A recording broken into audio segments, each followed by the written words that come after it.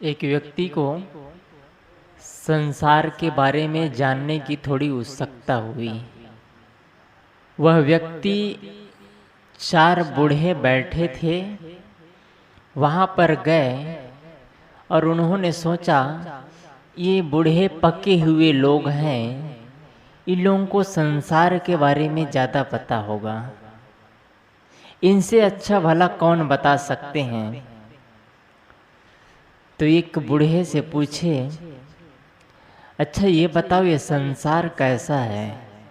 तो उन्होंने कहा यह संसार पूरा मक्कार है, यहाँ किसके बारे में क्या कहा जाए, ये संसार रहने लायक नहीं है। दूसरा बूढ़ा ने कहा ये संसार में किसी से विश्वास करने लायक ही नहीं है, कोई विश्वास के पात्र नहीं है।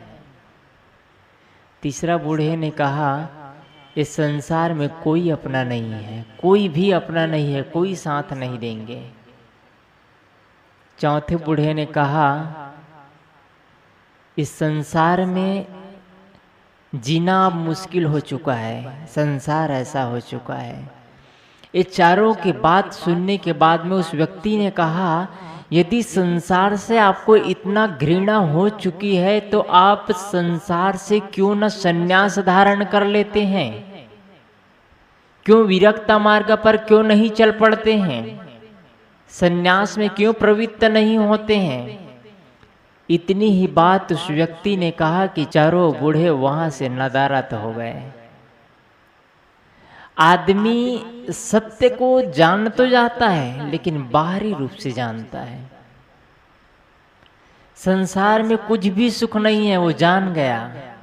संसार में सब मक्कार है, जान गए। सब धोखाधड़ी है, जान गए।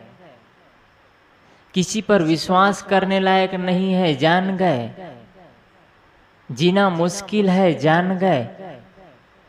लेकिन जब संन्यास धारण की बात आती है तो वहां से नदारद हो जाते हैं। आदमी बाहरी चमक दमक में जीवन यूं ही बिता देता है। आदमी बाहरी रूप से इतना रिझा और खिंचा रहता है कि अंतर मन की बातें पता नहीं चलता है, धर्म की बातें पता नहीं चलता है, अध्यात्म की बातें उड़ी उड़ी निकल जाती है कान से, कान के अंदर प्रवेश ही नहीं करती है। आदमी थोड़े थोड़े में उलझता है, थोड़े थोड़े में आदमी व्याकुल हो जाता है, रौद्र रूप धारण हो जाता है। ये आदमी की कमजोरी है। रौद्र ध्यान इसी को कहते हैं। आर्त ध्यान और रौद्र ध्यान से आदमी को बचना चाहिए। आर्त और रौद्र वही है जो छोटी छोटी बातों में मन में खलबलाहट मच जाना। किसी ने सुना कि हमारे परिवार के एक व्यक्ति का तबीयत खराब है, मेरे भाई ठीक नहीं है, मेरे बच्चे ठीक नहीं है, आदमी के मन में खलबलाहट उड़ जाती है। मेरा इतना नुकसान हो गया, मन बेचैन हो जाता है। उन्होंने मुझे ऐसा कहा, मन बेचैन हो जाता है। ये आर्त ध्यान है और यही रौद्र ध्यान है। ये आर्त और रौद्र ध्यान से आदमी को बचना चाहिए। ध्यान वो भी है, लेकिन कौन सा ध्यान है? ये बाहरी प्रपंच का ध्यान है, ये धर्म ध्यान नहीं है। आदमी का मुख्य केंद्र है धर्म ध्यान, अंतर मन। आर्त ध्यान और रौद्र ध्यान आदमी के अंदर उपाधापी का काम करता है। एक हलचल सी मच जाती है, एक बौंडर छा जाता है, पूरा खलबलाहट मच जाती है, आदमी का जीना मुश्किल हो जाता है। और जब इस प्रकार के विचार हमारे अंदर उठते हैं तो मैं कई बार कहा हूं कि फिर अच्छे भी काम नहीं आते हैं। जब मन अच्छा रहता है, मन में अच्छे विचार उड़ते हैं, मन में धर्म ध्यान की बातें होती है, धर्म चर्चा होती है, अध्यात्म की चर्चा होती है, मन उस पर लगा रहता है, तब तक मन सही है, तब तक साथी काम आते हैं, गुरु काम आते हैं, संत काम आते हैं, परिवार काम आते हैं, बाइबिल, कुरान, जिंदावेस्ता, रामायण, महाभारत, बीजक सारे काम आएंगे। मन अच्छा है तब तक। जब मन में हलचल मच जाती है, खलबलाहट, अंदर तरंग, ऊपर तरंग उठता जाता है विचारों का, तो ये सारे चीज काम नहीं आते हैं। फिर मिठाई भी प्रिय नहीं है, हमारे अच्छे से अच्छे प्रिय चीज भी बेकार लगना शुरू हो जाता है। जो 24 घंटा इत्र लेकर के जीते हैं उस व्यक्ति को इत्र भी पसंद नहीं आता है, जब मन में खलबलाहट मचती है तो। यही आर्त ध्यान है।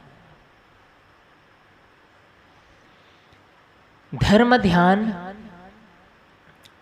धर्म शब्द मात्र से आदमी को समझ में आ जाता है कि धर्म क्या है, और धर्म की परिभाषा संत ही जान सकते हैं। संत का मतलब ये नहीं कि कपड़ा पहना हो वही संत। गुरुदेव जी ने संत क्या है पुस्तक लिखे तो एक वाक्य में उन्होंने लिखा है, एक लाइन में, संत वह जो दुखी नहीं होता। गुरुदेव जी ने ये नहीं कहा कि सफेद कपड़ा पहनते हैं वो संत है, सन्यासी कलर पहनते हैं वो संत है, काला वस्त्र धारण करते हैं वो संत है। कोई परिभाषा नहीं, जो दुखी नहीं होता वह संत है। और धर्म की परिभाषा संत ही समझ सकते हैं, विद्वान नहीं समझ सकते। विद्वान तो हिंदू, बौद्ध, जैन, मुस्लिम इस संप्रदाय को ही धर्म मान लेते हैं।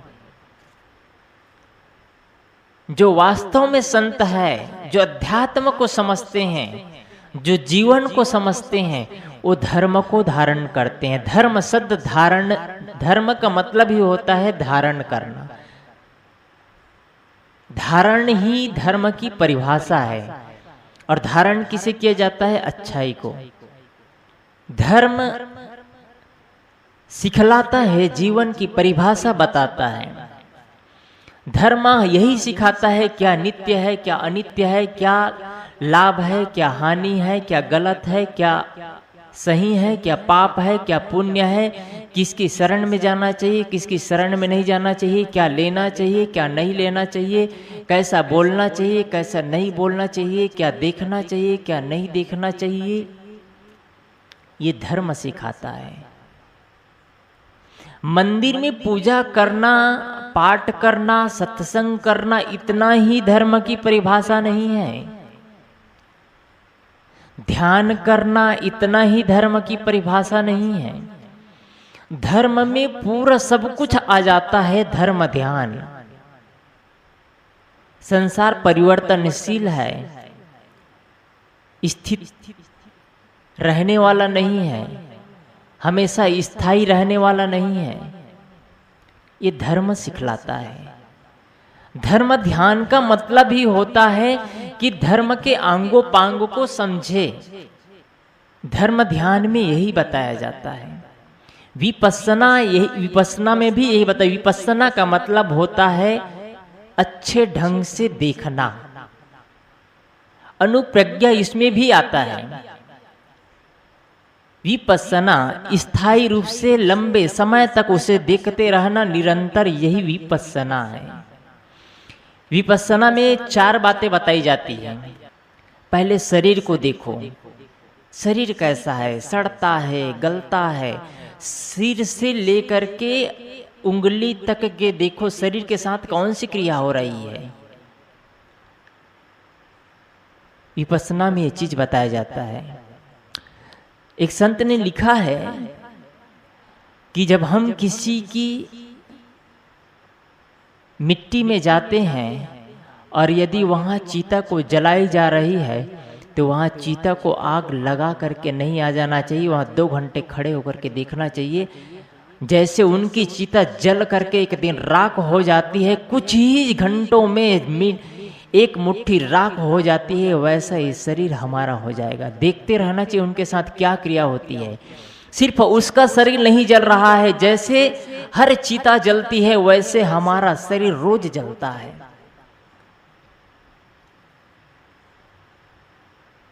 पर भी मन में इस शरीर के लिए इतना अहंता, ममता, इतना राग, इतना द्वेष, इतना प्रपंच। एक राजा, उनके पास बहुत अच्छा सांड था। उनको इतना गर्व होता था अपने आप में, मेरे पास जैसा सांड है इस क्षेत्र में किसी के पास ऐसा सांड नहीं है। देखने में एक तगड़ा, हिष्ट पुष्ट, बलशाली, देखने पर ही एकदम अच्छा लगता था। बहुत उनके अपने आप पर अभिमान था कि मेरे पास ऐसा एक सांड है। एक दिन जा करके देखता है गौशाला में, पूछते हैं मेरा सांड कहाँ गया? तो वहां गौशाला में रहने वाले कहते हैं आपका सांड यही है।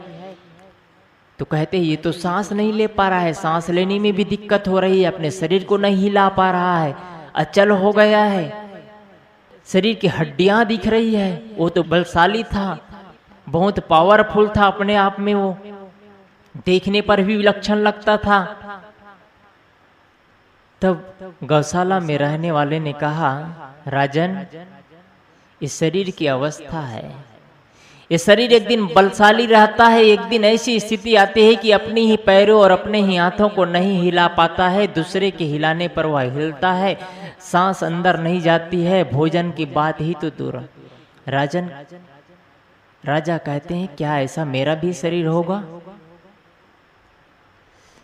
गौशाला में रहने वाला कहते हैं, राजन, ये तो संसार का नियम है, जो आया है वो जाता है।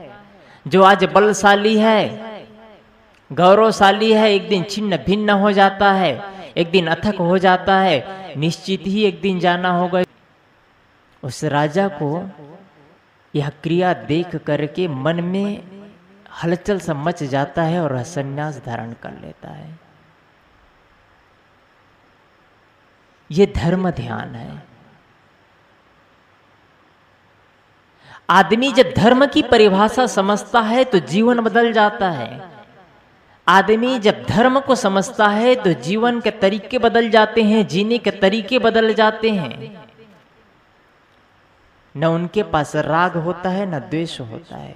आज यदि हमको किसी के प्रति अहंता है, ममता है, राग है, तो निश्चित ही एक दिन किसी के प्रति द्वेष होगा।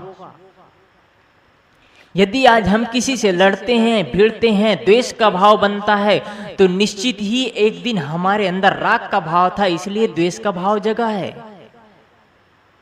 ये प्रकृति का नियम है। यदि राग है तो द्वेष होगा, लाभ है तो हानि होगी, आया है तो जाएगा, मिलना है तो बिछुड़ना है।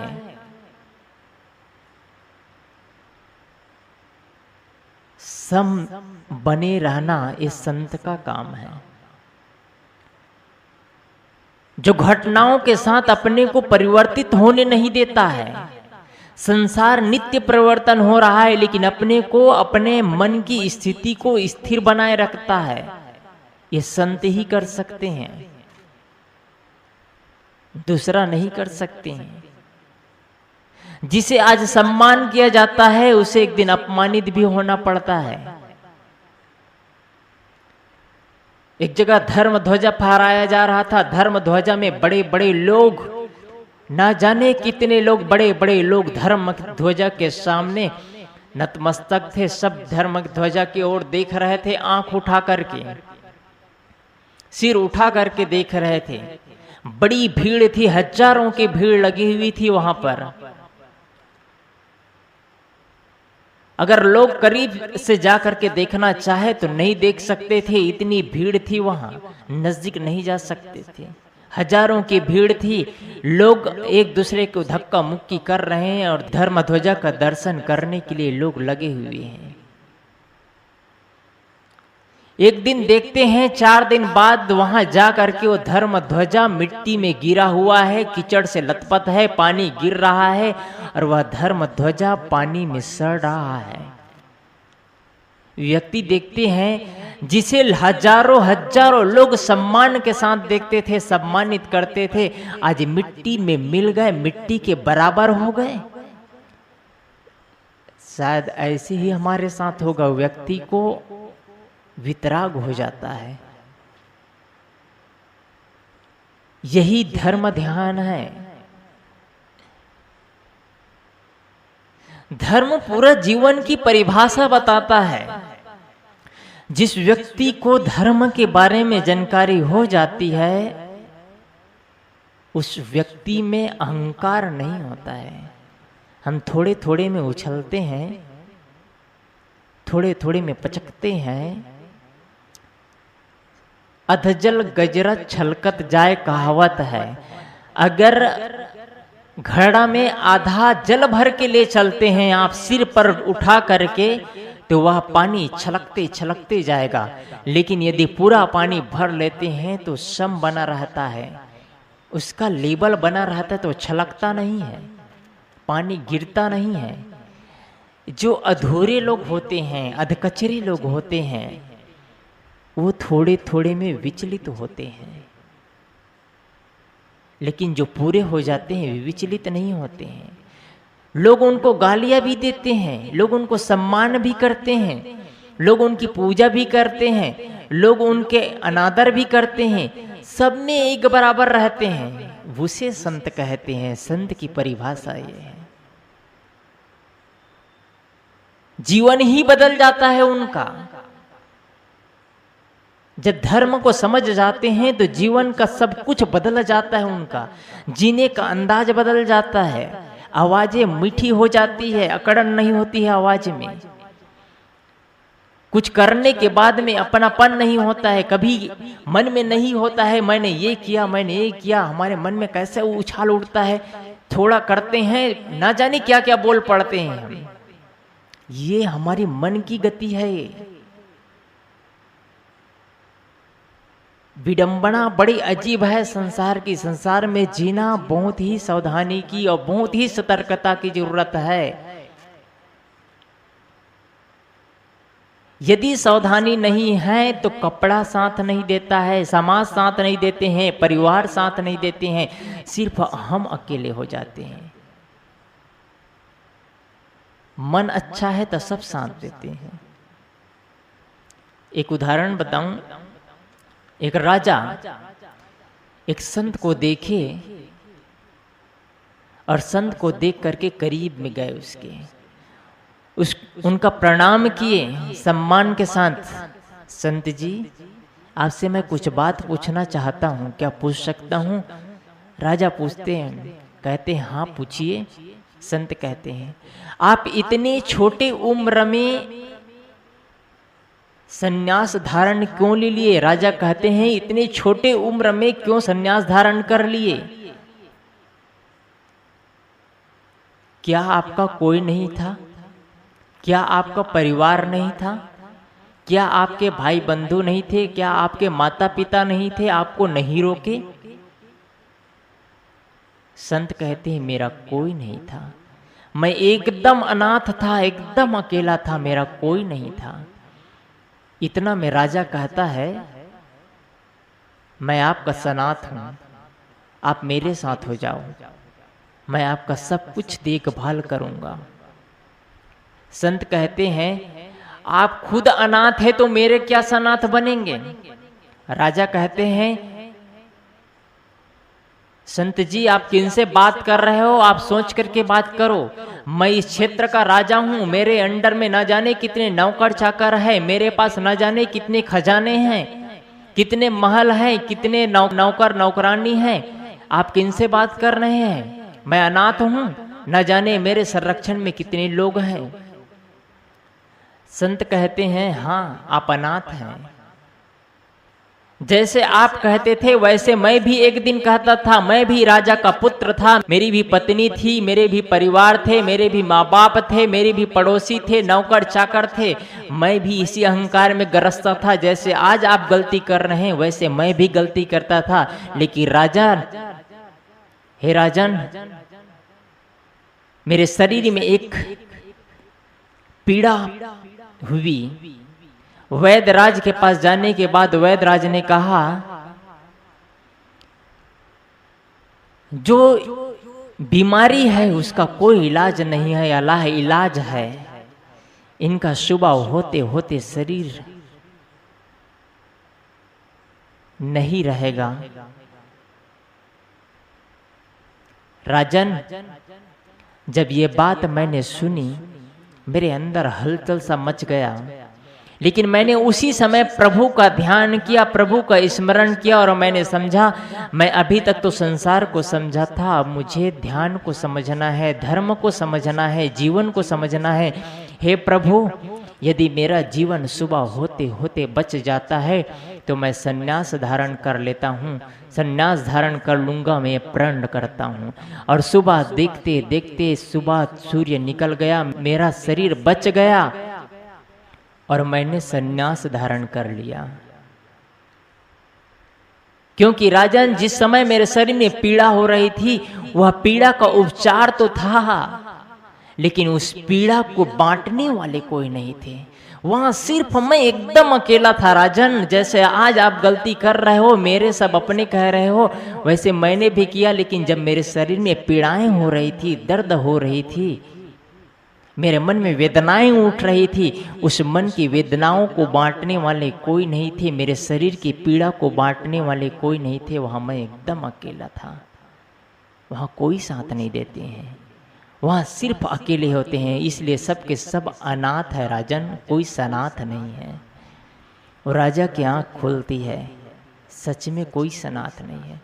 लेकिन जीवन जब तक है तब तक अपना व्यवहार के लिए मानना पड़ता है, लेकिन धर्म और अध्यात्म में अपना कोई नहीं होता है। जिसे हम अपना समझते हैं कोई साथ नहीं देते हैं। जब व्यवहार में ही कुछ होता है तो परिवार के भाई साथ नहीं देते हैं, पत्नी साथ नहीं देते हैं, बच्चे साथ नहीं देते हैं, गुरु भाई साथ नहीं देते हैं, व्यवहार में साथ नहीं निभा पाते हैं।